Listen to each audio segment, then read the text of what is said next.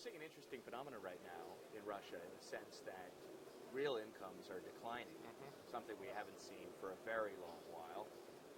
How is that affecting your customers? It is affecting our customers. If we look back at the last year, there have actually been 3 shocks to the system. There were sanctions, first of all. Secondly, rising inflation, all of which is now resulting in declining real income for our customers. We see it as an opportunity. The challenge is to have the right value proposition, to be constantly working on creating value for our customers. That entails work on a number of different fronts, working with our suppliers to ensure we can get the best terms for our customers.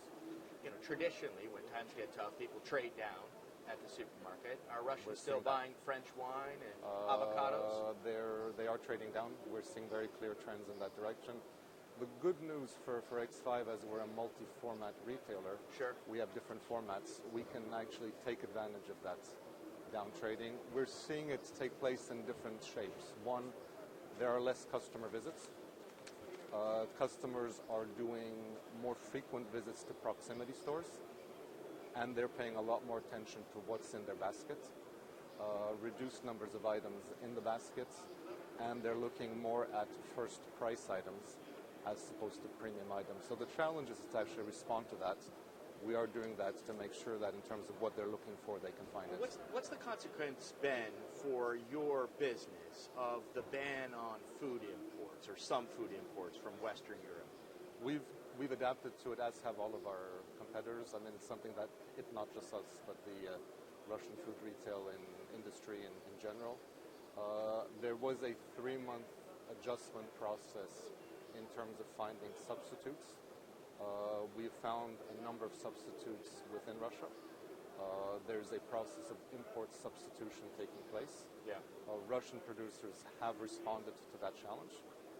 We have, with some projects, gone to other countries that are not affected by the ban. So salmon, instead of buying it from Norway, you can buy it from the Faroe Islands, which are not impacted.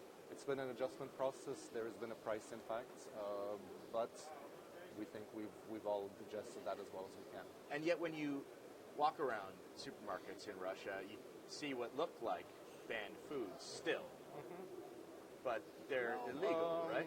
Well, is that just they've been very successfully replaced, and I can't tell the difference? To a very large extent, it's been very successfully replaced.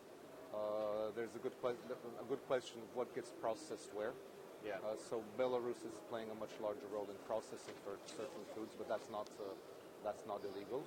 And I think there's been a good job at countries such as Turkey, Serbia, Morocco, Egypt, stepping up and replacing other countries in terms of certain categories. Inflation has been soaring. I mean, it's subsiding a bit, but nonetheless, as recently as March, right? Correct. We were close to 17%. Now just under 16%. Is that good, or, as I guess I would expect, a threat to your business? As most things in life, it's good and bad. The perception of it is bad, obviously. The key is to try to not to pass all of this on to the customers. We are working for our customers. So there again, we've tried to obtain better terms from the suppliers. We've worked with suppliers to ensure that there are no shocks to the system. Yes, customers are aware of it. They're looking at the prices on the shelves. That being said, here again, through correct pricing, through promotions, we've activated promotions at our proximity stores. We're able to find mechanisms to counter the inflation. We're now actually in a more interesting phase with inflation declining. You'd think that is good news for customers, but as you've already pointed out, real incomes have been hit very, very hard. Wages have not kept pace with inflation. So even though inflation is slightly subsiding, the behavior of customers is still such that they're looking for value.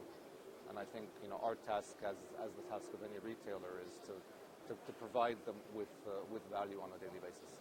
Seems like every couple of months when I open a Russian newspaper, you see the government calling on retailers, supermarkets to not jack up prices, right? They're clearly concerned about food prices. How much of an issue is government control?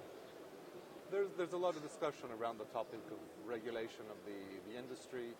We're participating in that dialogue as a member of the association.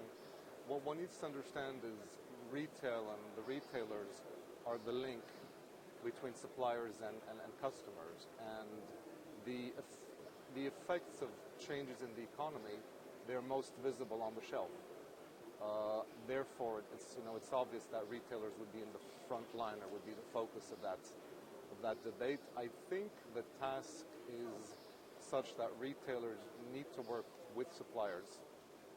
We're very much in favor of self-regulation of the industry.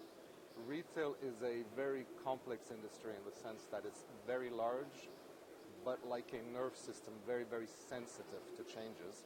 And I think the key message that we're passing on is certain forms of regulation are fine.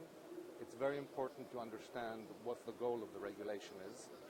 Different countries have different desires, protection of the consumer, protection of local industry.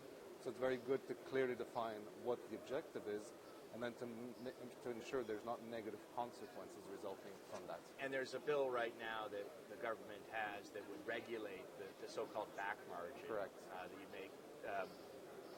This is on the price agreements you have Correct. with your suppliers. Correct. I guess this is part of controlling prices. If that becomes a law, how would that affect your business? It could potentially have a big effect on the business. There is a potential danger of actually prices increasing, and therefore we don't necessarily think it's the best thing to do. There's a number of instruments between suppliers and retailers, which, when put together, create the best result for the consumer. We're not sure that trying to regulate one part of that relationship will create the overall best effect for customers. Thank you very much for your time. Thank you very much. Appreciate it. It was a pleasure.